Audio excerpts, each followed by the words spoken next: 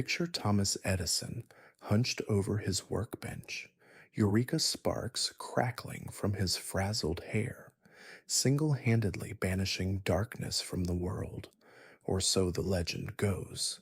Imagine him cackling amid lightning flashes, about to belt out a Broadway number called Let There Be Light.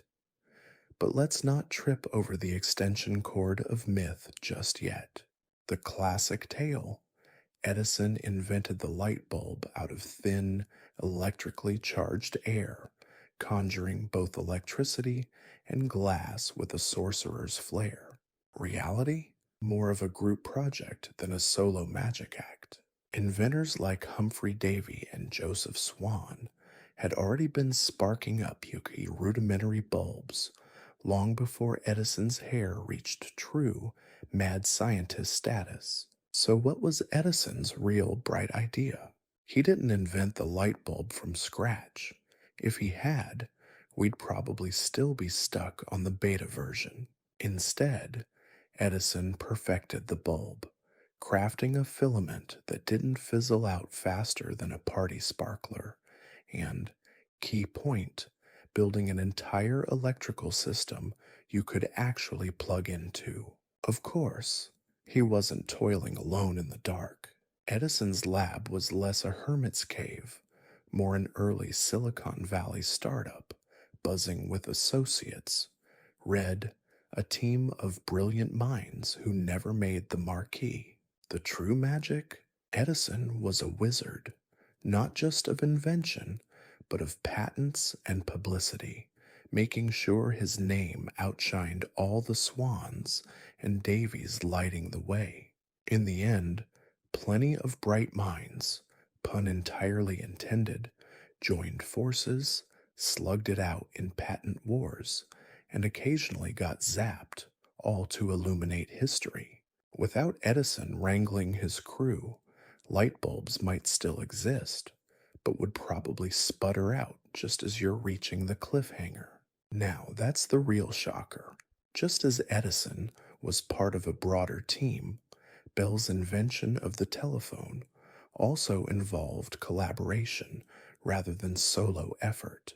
Picture Alexander Graham Bell basking solo in the limelight, his mustache twirling as applause rings out, the telephone cradled like the newborn king of connectivity. We imagine it. One unassailable genius, changing the world with a single melodious ahoy. But spoiler alert, the telephone's origin story is more reality show than lone wolf legend. Here's the myth. Bell, toiling away in glorious isolation, plucked the telephone from thin air while everyone else was tangled in telegraph wires. But hold the dial tone.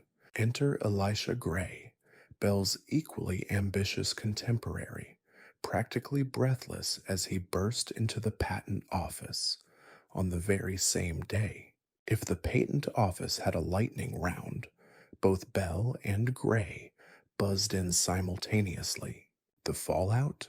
A legal cage match, Victorian style, complete with mustaches, convoluted wiring diagrams, and barristers charging by the eyebrow wiggle. So, how did Bell clinch the call? It wasn't just science. Bell's financial backers, some legal finesse, and a dash of luck connected him to history's first ring. Meanwhile, Gray got the busy signal when he tried to claim his share of the invention, and other visionaries, like Italy's Antonio Mucci, made vital contributions but ended up holding the receiver. The lone inventor myth? It's got more holes than a party line. In reality, innovation is a rowdy group chat, not a solo call. So next time you check your phone, remember, Bell got all the credit, but invention was calling from multiple lines. At that crowded crossroads of genius, it took timing, teamwork, and a quick finger on the patent buzzer to make history pick up. Moving from Bell's collaborative achievements to Tesla's story reveals another myth about genius and isolation. Hook picture this: Nikola Tesla, wild haired and lit by dramatic lightning flashes in a cavernous, pigeon packed lab. He's hunched over a crackling coil, inventing Wi Fi and death rays before most of us have even settled on breakfast cereal. Portraits of Tesla often show a brooding genius, surrounded by cryptic blueprints, exuding the kind of isolation usually reserved for Shakespearean heroes or cats trapped in spare bedrooms. Myth. It's easy to imagine Tesla as the ultimate tragic lone wolf, barely understood, toiling away while the world rudely snubs his brilliance, accompanied only by his faithful pigeons and a soundtrack of sullen thunderstorms. Popular myth has it he ran purely on loneliness, and okay, maybe a jolt of alternating current, forever misunderstood and woefully undervalued. Facts. But reality, as always, has other plans. Tesla wasn't holed up in hermit mode. He was Edison's original social media rival, schmoozing investors, debating inventors, even hobnobbing with celebrities like Mark Twain, proof that even super geniuses appreciate a hype man. His AC power revolution, less one man show, more ensemble cast, complete with assistants and corporate backers. Tesla also enjoyed the fleeting thrills of fame and funding during parts of his career. Punch. If Tesla really were a lone wolf, he'd have at least invented Bluetooth to call for help or at least update his status. Inventing death rays, feeling cute, might cause civilization ending energy surge later. Bridge. So next time you see Tesla cast in shadows and sorrow, remember, true innovation needs more than thunderstorms and brooding. It takes conversation, collaboration, and sometimes a little celebrity name dropping. Being a misunderstood genius may look glamorous, but being a connected one, now that's truly electrifying. Similarly, while Tesla is often portrayed as a lone inventor, the Wright brothers' journey to powered flight also involved teamwork and support. Picture two bicycle mechanics from Ohio dreaming of defying gravity, while the rest of us celebrate just managing to peel ourselves off the mattress. As Orville and Wilbur Wright schemed how to leap skyward, most folks considered lifting their heads off the pillow a triumph of sheer willpower. Legend serves up a star-spangled tale. The Wright brothers, fueled by pure American ingenuity, concocted flight with apple pie in one hand and a blueprint in the other. School books have us picturing Kitty Hawk's sands trembling at the shock of the world's first powered flight, while banners flutter and bald eagles nod in solemn approval. But pause that patriotic fanfare. The truth is, though the Wrights' 1903 liftoff is iconic, others like Gustav Whitehead and Alberto Santos Dumont were also airborne around the same time. Some claim Whitehead beat the Wrights by 2 years, though to be fair, his evidence is fuzzier than a mustache in a wind tunnel. And that famous Kitty Hawk moment, clocking in at a whopping 12 seconds, less than most people's patience for airline food, and slightly more graceful than tripping over your own shoelaces. Still, it was controlled, powered flight, hugely important, but not exactly the dawn of human flight.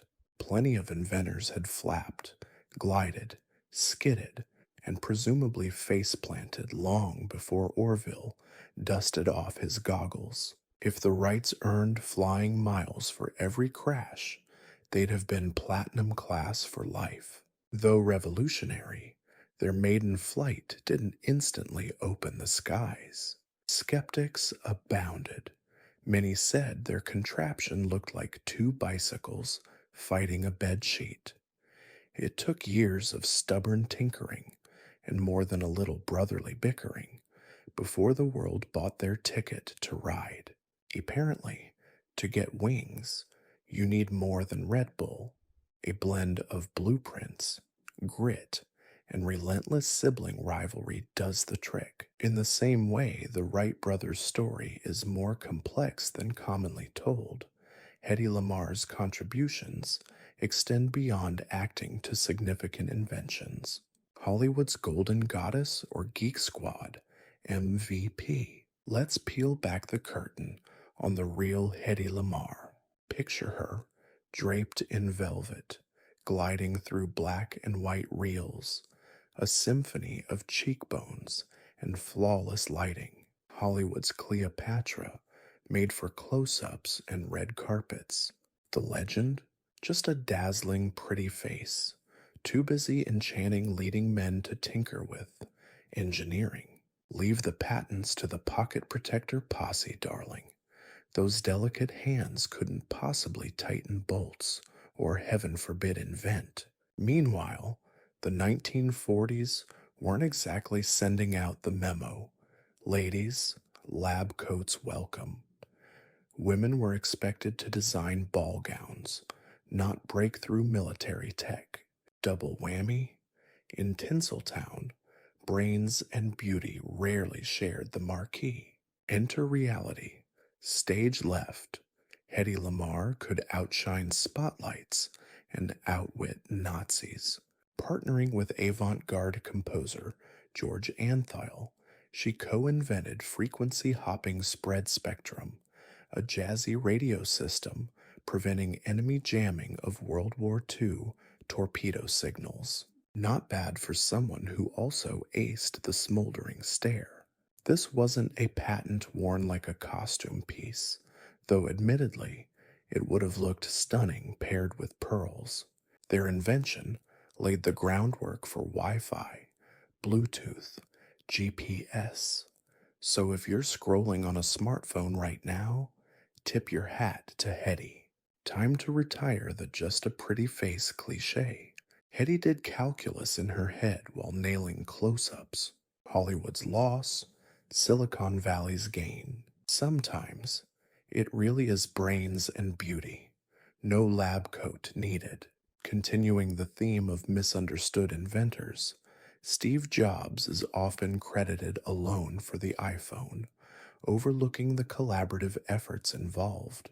Was Steve Jobs really a lone wizard conjuring iPhones from thin air, or just Silicon Valley's favorite fairy tale? Swap the wand for a turtleneck, and you get the perfectly polished myth. Jobs, solitary genius, hunched in a garage, inventing the world's smartest rectangle with nothing but sheer charisma and a soldering iron. If that were true, his garage must have been zoned for industrial labor and housed an espresso machine the size of a small car. Pop culture adores these genius in a garage tales. They're tidy, simple, and effortlessly sidestep safety codes. But the real story behind the iPhone looks less like a lone quest and more like a high-stakes episode of Project Runway Tech Edition. Imagine a caffeinated legion of Apple employees working in near monastic secrecy. Jonathan Ive sketching sleek curves, Tony Fadell conjuring hardware wizardry, Scott Forstall magically wrangling bits into iOS, and hundreds more turning the impossible into in stock. Jobs? He wasn't soldering or code crunching through the night. He was the tastemaker, the relentless critic, the visionary who set the bar so high even pole vaulters got nervous. Yes, he demanded excellence, but the wireless wizardry, multi-touch magic, and elegant design were born from thousands of hours and countless team breakthroughs. Imagine Jobs trying to hand deliver every app update. Talk about crashing the system. The punchline? History loves its lone heroes, but changing the world takes a village, or at least an apple army fueled by third lattes. So instead of worshiping the altar of solo genius, maybe it's time to raise a toast with a reusable coffee cup to the powerhouse of collaboration that put an iPhone in your pocket. Like the iPhone's creation, Eli Whitney's invention of the cotton gin is surrounded by myths, including misconceptions about his motives. Did Eli Whitney really invent the cotton gin to single handedly free the South's enslaved population? If so, his cotton gin had the worst PR team since New Coke. Here's the popular myth. Picture young, Yale educated Whitney, ablaze with abolitionist zeal, rolling up his sleeves and declaring, "I shall end slavery with science." According to legend, Whitney's gin, short for engine, would speed cotton processing so dramatically that slave labor would become as passe as powdered wigs or leech therapy. But time for a reality check. Whitney wasn't exactly channeling Harriet Tubman, he just wanted to solve a thorny problem for plantation owners and maybe pay his rent. The pesky seeds in short staple cotton made cleaning it painfully slow. Whitney's gin changed that, allowing one person to clean as much cotton in a day as 50 could by hand. Sounds great, right? Well, in classic American innovation style, solve one problem, accidentally make another one way worse. Whitney's invention didn't end slavery, it turbocharged it. Suddenly, King Cotton reigned supreme, and demand for cotton sent demand for enslaved labor soaring. Whitney's machine multiplied misery, not freedom. As for his personal views, Whitney was mostly ambivalent, or just too busy battling patent lawsuits to lead a crusade. If opposing slavery was on his to-do list, it was probably beneath "get paid for my invention, and for goodness sake, get some sleep." Spoiler alert, technology can change the world, but sometimes it just stirs the pot.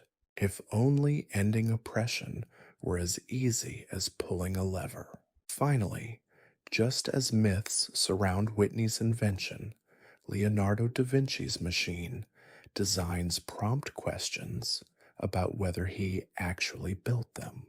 Imagine a world where Leonardo da Vinci's wild inventions actually prowled the Renaissance streets, robotic knights jousting at tournaments, clunky tanks double parking outside the Uffizi, and helicopter prototypes buzzing overhead like caffeinated mechanical mosquitoes. Renaissance cosplay meets Transformers, and Florence would have been louder and certainly more chaotic than ever. Leonardo's rep as the ultimate Renaissance man? Totally deserved.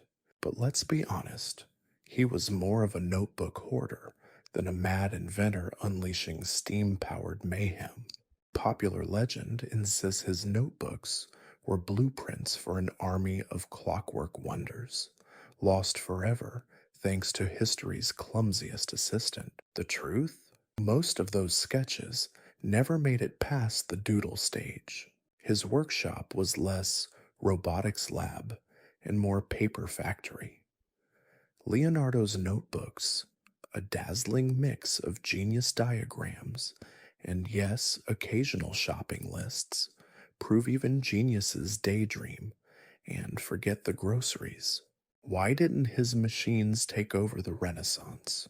Blame a triple whammy: limited materials, shoestring budgets, and a slightly awkward relationship with physics. Back then, lightweight metals and reliable motors were science fiction, and nobody was keen on funding a giant wooden tortoise tank. If Leo's tank had worked, Italy would have led Europe in traffic jams, centuries ahead of schedule, and his aerial screw, basically a Renaissance helicopter, or more accurately, a fancy corkscrew that never uncorked the sky. Modern replicas are charming and beautiful, but about as flight worthy as a lasagna. Still, Leonardo's boundless imagination keeps sparking the dreams of tinkerers, engineers, and sci fi writers, reminding us all that where artistry meets technology, boring notebooks simply don't stand a chance.